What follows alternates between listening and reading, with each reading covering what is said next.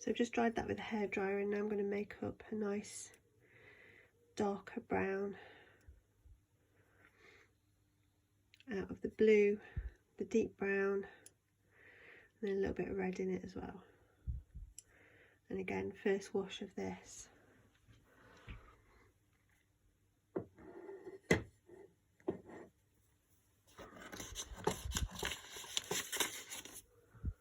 Just keeping an eye on my photograph that I'm copying. So being careful to leave the front section of the neck, which is this very pale peachy tone. I don't want to go over that or else it'll ruin the whole thing.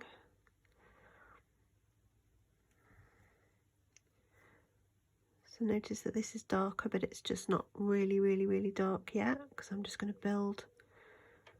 I'm not expecting to do it all in one go. I'm going to build the colour up. So obviously just keep adding to the intensity of the colour here. It's a reddy brown, so I'm just going to keep adding that red in. So blue, brown and red.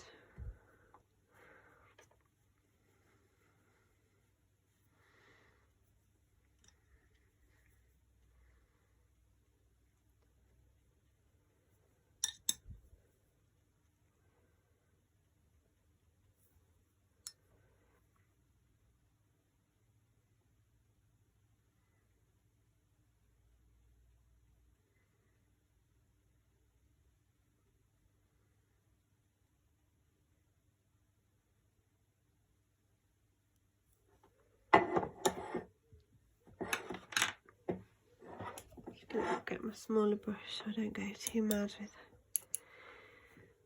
too much colour. So I want to leave some little highlights here, so I'm going to effectively leave some spaces.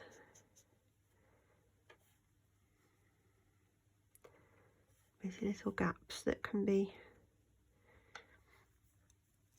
used as highlights further down the line.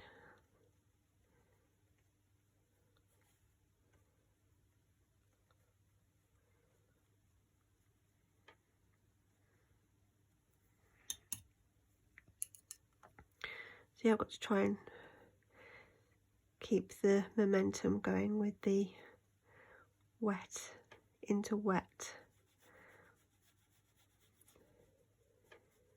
You don't really want, the only hard areas you want are where you've got the highlights. The rest is essentially a colour that we're trying to keep going, because we're just trying to fill the whole thing with colour before it dries. So I'm basically introducing more colour as I'm going along, and I know we look like we're going to the red tones, but we get to knock that back. So I can just add a bit of blue there and I'll knock that red right out.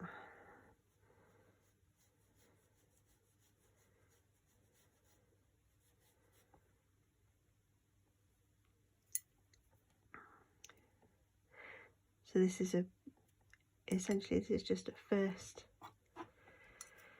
still on a bit of a first wash really, just to get a backdrop down so we can start putting detail in. So the nails here continue to stay quite light, and here, so I'm going around the nail to preserve that light. You can see how light it's drying actually as I'm going along, so I'm going to need to go back over that, but not too much until it's dry. Okay, now to its tail. So some highlights here.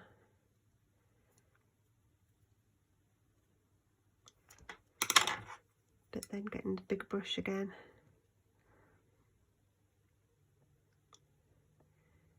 So you see I've just left little empty spaces there, just to suggest those highlights. So all the time I'm having to like remix colours as I'm going, because it doesn't quite, you won't quite have enough. But as you're mixing, different colours take dominance, which is fine because you end up with a really nice tonal painting. You don't want something flat. You don't want it to look like you just filled it in like a colouring book. You need to keep different tones in there.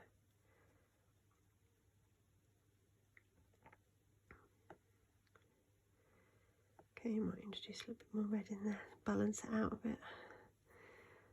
More red on its back.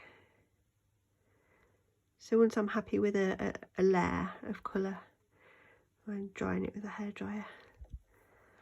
Okay, I need to go up onto its head now because its head's got left out.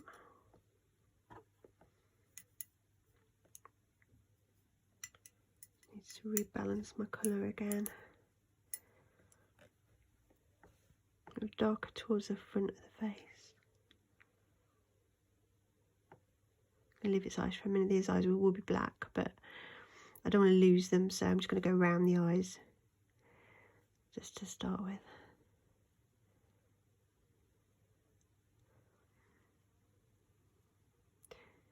So we're starting loose and we're going to tighten up with more detail as we go along. Oh, I've smudged it.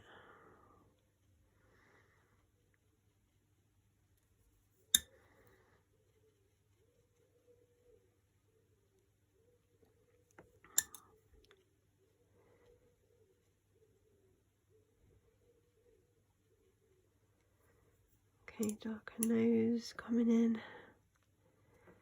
Need to remix some colour up there.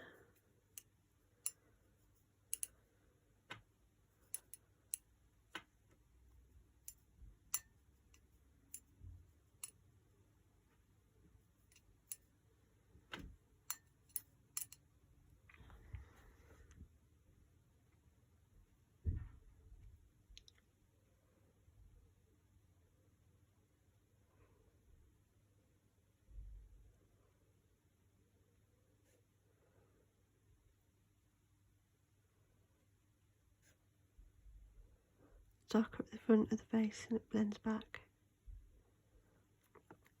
Okay,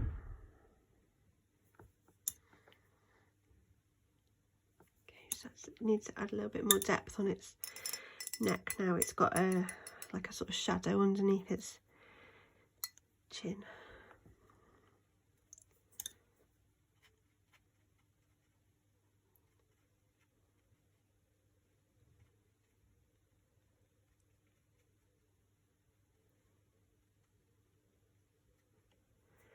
Forgot its background leg there, so I'm going to go in a bit darker there.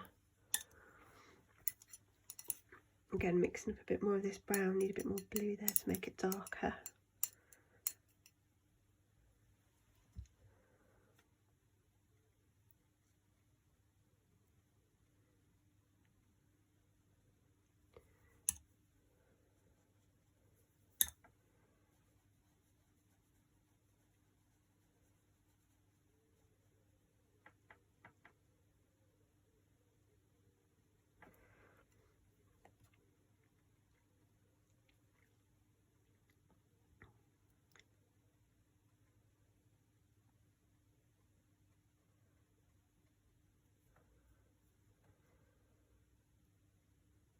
So I'm happy with that, and I'm just going to let that either dry on its own, or I could get a hairdryer in there to speed up the drying.